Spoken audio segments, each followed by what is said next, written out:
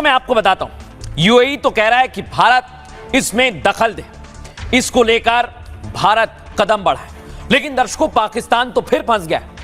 कुछ दिन पहले सऊदी अरब गए थे मुनीर और सऊदी अरब के रक्षा मंत्री से मुलाकात हुई, लेकिन अब क्या हो रहा है दर्शकों, दिखाइए जरा अगली तस्वीर।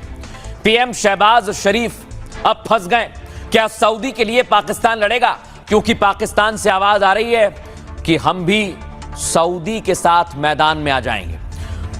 लेकिन दर्शकों जरा सोचिए आप, पाकिस्तान जो कल तक बड़ी बड़ी बातें कर रहा था, कल जब उसके देश में लॉकडाउन लगा तो अब पैसा चाहिए तो कह रहा है कि हम सऊदी के साथ युद्ध भी कर लेंगे और हम सऊदी के साथ आ जाएंगे। ईरान इजराइल जंग के बीच पाकिस्तान बुरी तरह से फंस गया है। शहबाज शरीफ ने ईरान के नए सुप्रीम लीडर को एक तरफ बधाई दी, शहबाज ने मुस्तफा को सुप्रीम लीडर बनने की बधाई दी है, वहीं पाकिस्तान कह रहा है कि हम जंग में कूद सकते हैं। पाक पीएम शहबाज शरीफ के प्रवक्ता ने कहा है, जरूरत पड़ी तो पाक सऊदी को सैन्य सहायता देगा, पाक सऊदी की मदद के लिए हमेशा तैयार है। दरअसल ईरान लगातार सऊदी के ठिकानों पर अटैक कर रहा है। दर्शकों, कुछ दिन पहले मुनीर सऊदी के दौरे पर गए थे। मुनीर ने सऊदी अरब के रक्षा मंत्री से मुलाकात भी की थी और आपको बता रहा हूं मैं, पाक सऊदी के बीच एक डिफेंस एग्रीमेंट भी हुआ है। एक देश पर हमला दूसरे देश पर हमला माना जाएगा, लेकिन आप समझिए ऐसी स्थिति में दोनों देशों को मिलकर मुकाबला करना होगा। इस बीच ईरान ने पाकिस्तान को सख्त चेतावनी दे दी। ईरान के राष्ट्रपति पेजेश्कियन ने शहबाज शरीफ से फोन पर बात की और ईरान ने कहा कि जंग की शुरुआत करने वालों को दंडित करने की जरूरत है। साफ है कि ईरान ने पाक को संदेश दे दिया है, अगर उसने सऊदी की तरफ से ईरान पर हमला किया तो ईरान पाकिस्तान में कोहराम मचा देगा। और आपको बता रहा हूं मैं, अगर ऐसा हुआ तो पाकिस्तान तो वैसे ही खत्म है, पूरा तबाह हो जाएगा। सुनिए एक्सपर्ट क्या कह रहे हैं। यूएस युद्ध के दौरान पाकिस्तान की भूमिका जो है बहुत ही इंटरेस्टिंग है। ऑलरेडी हमने देखा ऑपरेशन मिडनाइट हैमर के दौरान मुल्ला मुनीर जो थे अमेरिका गए, डोनाल्ड ट्रंप ने उनको व्हाइट हाउस में लंच पे बुलाया और उनको बोला कि देखिए अगर ईरान के ऊपर हमला करा तो हम आपके बेसिस का इस्तेमाल करेंगे, जैसे पहले भी वो करते थे। तो वो मुन्ना मुनीर ने हामी भर दी थी। और उसके साथ ही मजेदार बात यह है कि पाकिस्तान की जो पोलिटिकल लीडरशिप है, जो उनके प्राइम मिनिस्टर हैं शहबाज शरीफ, वो ईरान के प्रेसिडेंट को बोलते हैं कि अगर युद्ध हुआ तो हम आपके साथ देंगे। तो एक किस्म की ये डायकोटमी तो पाकिस्तान में ऑलरेडी थी, परंतु अब जब ईरान ने सऊदी अरेबिया के ऊपर डायरेक्ट हमला कर दिया है तो उस पैक्ट के मुताबिक पाकिस्तान के पास कोई चारा नहीं है कि सऊदी अरेबिया का भी वो साथ दे उस हमले के अंदर। ऐसी स्थिति में जो पाकिस्तान है वो ईरान को अपना दुश्मन बना लेगा। और यही सबसे बड़ी बात है कि अगर ईरान ने पाकिस्तान पर अटैक कर दिया तो स्थितियां बिगड़ जाएंगी। लेकिन दर्शकों, भारत ईरान के साथ, पाकिस्तान तो फंस गया, लेकिन भारत ईरान के साथ अब अपनी फोन डिप्लोमेसी कर रहा है। और दर्शकों मैं आपको बता रहा हूं, पहले दिन से भारत ने जो अभी तक कूटनीति अपनाई है वो वाकई समझनी होगी। आपको बताएं, भारत एक तरफ घरेलू मोर्चे पर तैयारी कर रहा है जो हमने आपको दिखाया, तो दूसरी तरफ फोन डिप्लोमेसी का सहारा ले रहा है। खबर है कि विदेश मंत्री एस जयशंकर इस वक्त बेहद एक्टिव है। जयशंकर ने ईरान के विदेश मंत्री अब्बास अराक्ची से डिटेल में बात की है। जयशंकर ने अराक्ची से युद्ध के ताजा हालात पर विस्तार से चर्चा की। उन्होंने हॉर्मुज जलडमरू मध्य से शिपिंग को लेकर चर्चा की है। आपको बताएं, विदेश मंत्री एस जयशंकर ने आपसी रिश्तों को भी जारी रखने और इसे स्थिरता देने पर भी जोर दिया है। दरअसल खाड़ी के देशों में करीब 90 लाख भारतीय रहते हैं। ईरान युद्ध के बीच 70,000 से ज्यादा भारतीय वतन लौटे हैं। करीब 12,000 ने भारत सरकार से देश लौटने की अर्जी भी लगाई है। वापसी के लिए सबसे ज्यादा एप्लीकेशन यूएई से आए हैं। यूएई वही देश है जो भारत से युद्ध रुकवाने में मदद चाहता है। आपको बताएं, इसी के लिए पूरी तैयारी की है और पीएम मोदी ने भी हालात पर चिंता जाहिर करते हुए कहा है कि भारतीयों की मदद की जाएगी। सुनिए। देश में बीजेपी एनडीए की सरकार है। जब भी हमारा कोई देशवासी संकट में पड़ा, हमने उसे सुरक्षित बचाने के लिए पूरी ताकत लगा दी। इराक में फंसी नर्सों को बचाने की बात हो या यमन के आतंकवादियों के चंगुल से फादर टॉम को आजाद कराने का काम, आज का भारत अपने नागरिकों को संकट में अकेला नहीं छोड़ता। आज भी हमारा प्रयास है कि युद्ध के हालत में फंसे भारतीयों को सुरक्षा मिले, हर संभव सुविधा मिले। लेकिन दर्शकों, इसे लेकर देश भर में अलग अलग तरह की बातें की जा रही हैं, सियासत हो रही है। सुनवाता हूं आपको। जब इस लड़ाई के वक्त में जो कमी हो रही है, आपूर्ति कैसे करेगी सरकार, उसकी सरकार की तैयारी क्या है। 2 हफ्ते अगर इसी तरह चला तो हमें आपको वही पुरानी व्यवस्था पर खाना बनाना पड़ेगा, कंडे ढूंढने पड़ेंगे और लकड़ी का इंतजाम करना पड़ेगा। Situation is very worsening. Day by day, situation is worsening. Government is completely lying to the people of India. अब एलपीजी की सिचुएशन को देखिए, कितना बर्दाश्त करेगी, और इनकी पॉलिसीज, इनकी नीतियों की वजह से।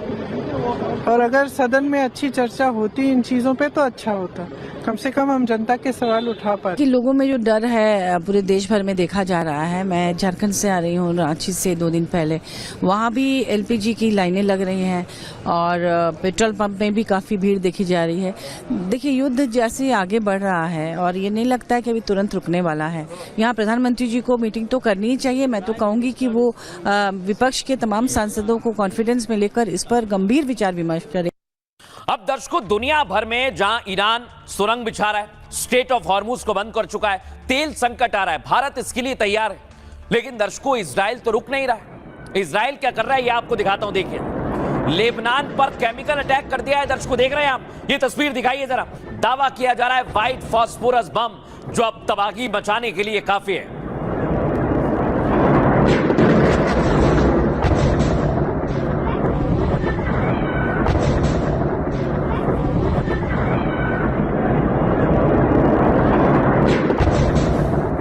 लेकिन दर्शकों, इधर देखिए, फास्फोरस बम बहुत ज्यादा घातक है, आदमी जलकर खाक हो सकता है। दिखाइए जरा आप, क्या फास्फोरस बम से इजराइल तबाही मचा रहा है।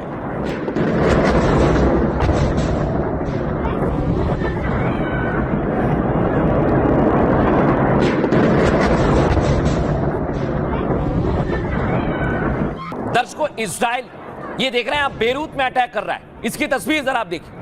एक अपार्टमेंट की बिल्डिंग है जिसे निशाना बनाया गया, जो आपको यहां दिख रही है। फुल फ्रेम दिखाइए जरा इस तस्वीर को।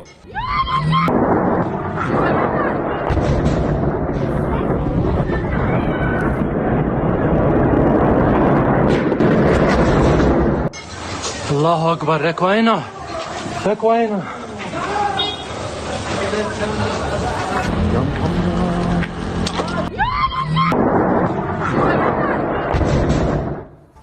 दर्शकों, एक तरफ दुनिया में हाहाकार मचा है, तेल को लेकर संकट आ गया है, लेकिन इजराइल मान नहीं रहा है। क्या इजराइल इस जंग को और ज्यादा भड़का रहा है?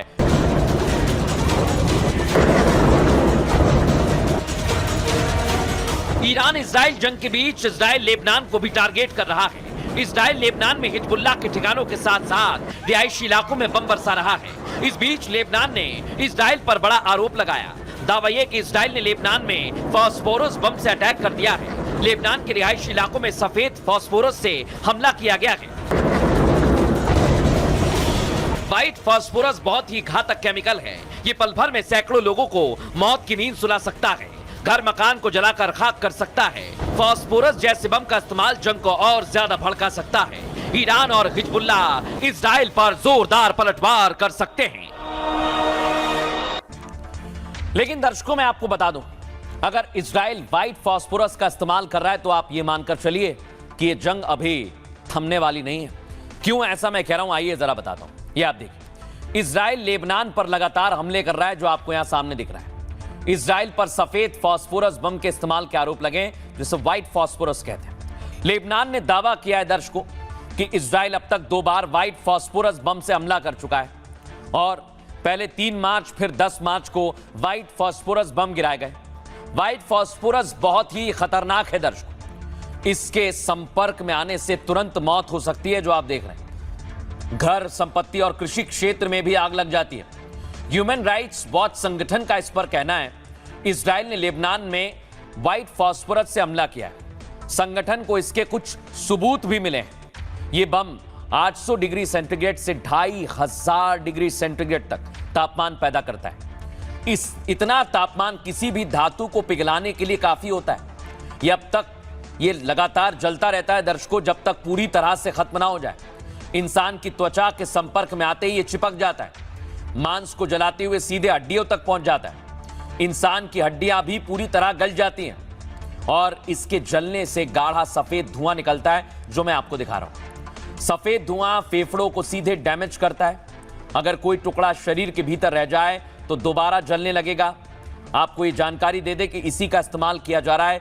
इसे लेकर दुनिया भर में अब तरह तरह के एक्सपर्ट्स भी सामने आए हैं, जिनका कहना है कि ये ठीक नहीं है। रक्षा विशेषज्ञ क्या कह रहे हैं, सुनिए जरा।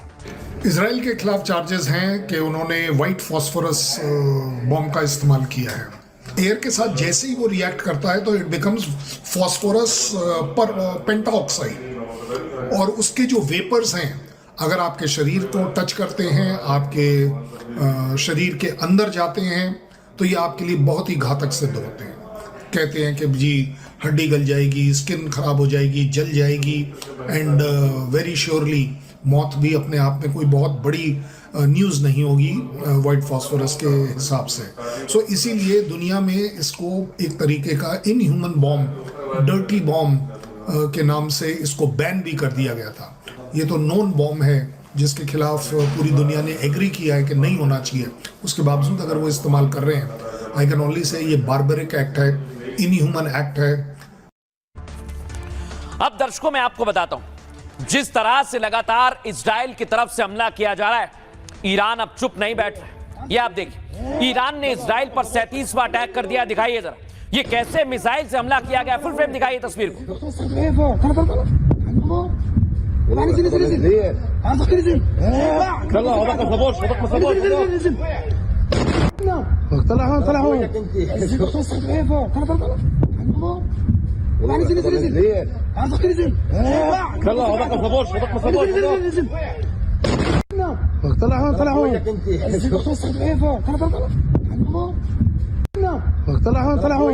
ये मिसाइलों की बौछार की जा रही है और ईरान ने इजराइल पर जो मिसाइल दागी, तेल अवीव में कितना नुकसान हुआ है वो आपके सामने है दर्शक। यानी अगर दोनों देश इस तरह से हमला करेंगे तो युद्ध थमने वाला नहीं है।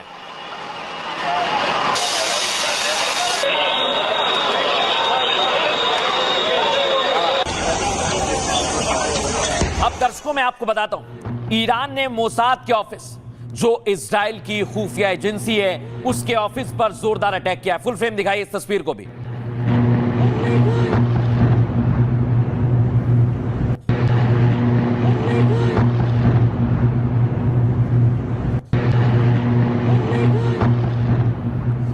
यहां देखिए दर्शक, हाइफा पोर्ट पर भी मिसाइल दागी जा रही है और ये मिसाइल दागना बताता है कि अब ईरान भी पीछे हटने वाला नहीं है।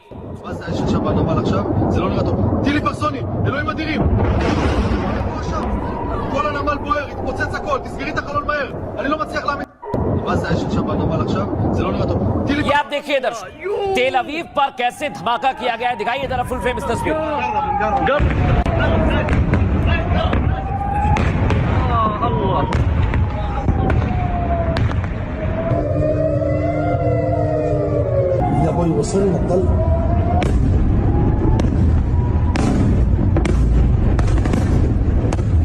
अब दर्शकों दावा यह किया जा रहा है कि ईरान इकट्ठी कई सारी मिसाइल्स को फेंक रहा है और ये मिसाइल बहुत खतरनाक है। इसमें खुर्रम शहर और खैबर शेकन तक शामिल है।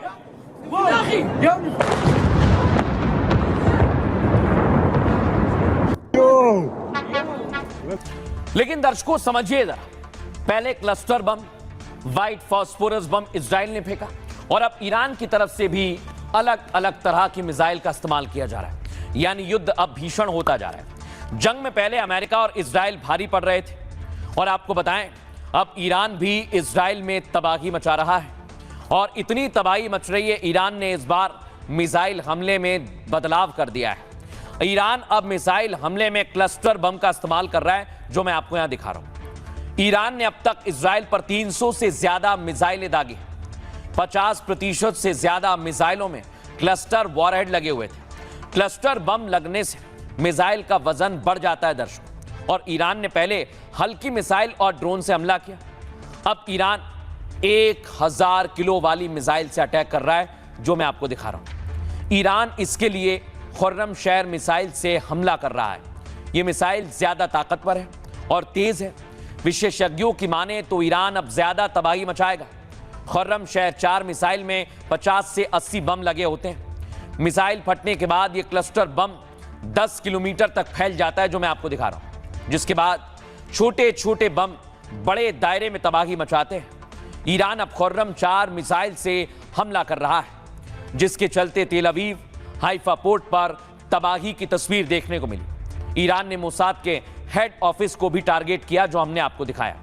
और अगर इसी तरह से हमले जारी रहे दर्शकों, तो फिर आप ये मानकर चलिए कि यह युद्ध भीषण हो सकता है। सुनिए एक्सपर्ट क्या कह रहे हैं। देखिए, अब अफसोस की बात यह है कि इजराइल में भी अच्छी खासी तबाही हो रही है। उनकी कैंसेट, उनकी पार्लियामेंट हिट हो चुकी है। नेतन्याहू साहब का दफ्तर हिट हो चुका है। उनको खुफिया जगह में छुपाना पड़ा है, क्योंकि ताबड़तोड़ वो फायर किए जा रहा है। अगर उन्होंने तेहरान की ऑयल डिपो जलाई है, तो ईरान ने उठा के हाइफा की ऑयल डिपो जला दी है। पूरे नॉर्दर्न इजराइल में हज़ारों हिजबुल्लाह के मिसाइल बरस रहे हैं। दो तरफे हमले हो रहे हैं। इजराइल एक छोटा देश है साहब। ये इजराइल लिमिटेड एरिया है, छोटी पॉपुलेशन है। हमको तो बहुत फिक्र पड़ रही। इस रेट पे तो ज़्यादा ज़रूरत से ज़्यादा नुकसान हो जाएगा। और अमेरिका है, ये डोनाल्ड ट्रंप घोड़े पे चढ़ के कि मैंने वेनेजुला पे फतेह पा ली, अब मैं मसल दूंगा कीड़े की तरह ईरान को। अरे वो ततैया जैसे लड़ गया है साहब, आपको ततैया जैसे लड़ गया है वो आपको, और अभी ख़त्म नहीं हुआ मामला। आपने तो सोचा था कि हम बोलेंगे तो वो जी बाहर होगी, लेट जाएगा, तलवे चाटने को तैयार होगा। कोई तलवे आपके चाटने को तैयार नहीं साहब, वो लड़े जा रहा है। दर्शकों देखिए, तरह तरह की बातें की जा रही हैं इस युद्ध में, लेकिन एक बात आप समझ लीजिए कि युद्ध घातक और भीषण चल रहा है। लोग कुछ भी कहें, और इसके पीछे की वजह मैं आपको बताता हूं दर्शकों। ईरान जिसे कह रहे थे कि अमेरिका और इजराइल के सामने कमजोर है, दरअसल उसकी मदद कर रहे हैं रूस और चीन। और यह दावा किया जा रहा है कि पुतिन और जिनपिंग पर्दे के पीछे से ईरान की सहायता कर रहे हैं। अगली तस्वीर दिखाइए। दावा यह किया जा रहा है दर्शकों, सैटेलाइट से अमेरिकी लोकेशन को चीन ट्रैक कर रहा है। रूस ने भी पहले कुछ इसी तरह की मदद की, और अब ईरान को खुफिया जानकारी दे रहा है, जो मैं आपको स्क्रीन पर दिखा रहा हूं। दावा किया जा रहा है कि सैटेलाइट से ऐसी जानकारी ईरान को मुहैया कराई जा रही है, जो अमेरिका के लिए बहुत ज्यादा घातक है। लेकिन दर्शकों एक और तस्वीर आपको दिखाते हैं, और इधर बराबर अमेरिकी लोकेशन मिल रही है। इराक के इरबिल शहर पर भी कुछ इसी तरह का अटैक किया गया। दिखाइए जरा फुल फ्रेम इस तस्वीर में।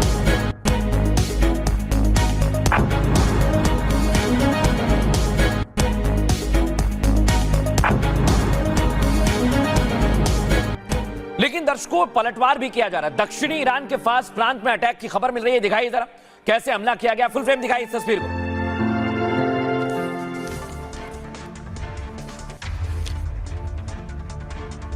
तो यहां दक्षिणी ईरान में जो हमला किया गया है वो मैंने आपके सामने रख दिया। लेकिन दर्शकों एक तरफ ईरान है जो पीछे नहीं हट रहा है, और ये जो हमले अभी तक हो रहे हैं ये किसकी मदद से हो रहे हैं, आइए जरा मैं आपको बताता हूं। एक तरफ है नेतन्याहू और डोनाल्ड ट्रंप की जोड़ी, तो दूसरी तरफ है ईरान जिसकी मदद कर रहे हैं चीन और रूस। दुनिया में अमेरिका सबसे ताकतवर देश है, अपने आप को मानता है। सैन्य ताकत में इजराइल का भी कोई तोड़ नहीं है। तो सवाल यह कि ईरान 12 दिन से युद्ध में कैसे टिका हुआ है। सवाल यह भी कि ईरान इतना सटीक हमले कैसे कर रहा है। तो खबर यह कि रूस और चीन पर्दे के पीछे से ईरान की मदद कर रहे हैं।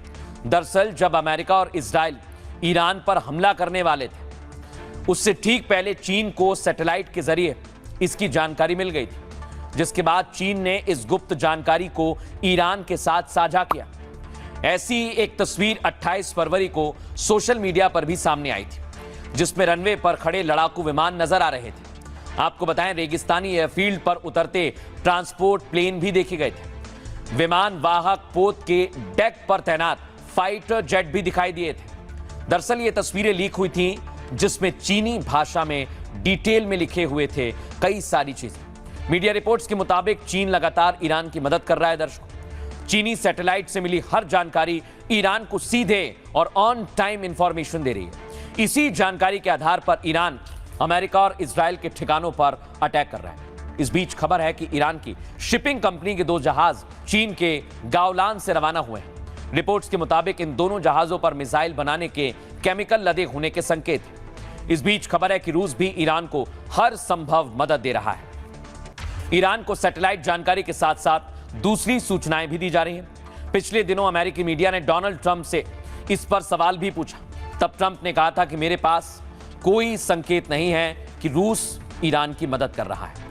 अगर वे ऐसा कर भी रहे हैं तो बहुत बुरा काम कर रहे हैं, उन्होंने रूस को लेकर कहा, क्योंकि ईरान की स्थिति बिल्कुल खराब हो चुकी है। तो सवाल यह कि आखिर ऐसी चर्चाएं क्यों छिड़ी हुई हैं? दरअसल युद्ध के दौरान ट्रंप ने पुतिन से बात भी की। दर्शकों, संकेत हैं कि ट्रंप पुतिन को इन्फ्लुएंस करना चाहते हैं और उन्हें डर है कि यूक्रेन युद्ध का बदला पुतिन कहीं उनसे ना ले लें, क्योंकि यूक्रेन जंग में ट्रंप ने पुतिन को काफी परेशान किया और इसके बाद से ही अब अलग अलग तरह की तस्वीर सामने आ रही है युद्ध में। लेकिन दर्शकों, मैं आपको बताऊं, इस युद्ध में सबसे ज्यादा असर अगर कहीं हुआ है तो वो है वेस्ट एशिया, मिडिल ईस्ट। देखिए, आज की तस्वीर दिखा रहा हूं दर्शकों, देख रहे हैं आप? ये दुबई का एयरपोर्ट है जहां पर ड्रोन से अटैक किया गया और आप देखिए जरा, ये इतने लोग वहां पर पहुंचे हुए हैं बड़ी संख्या में।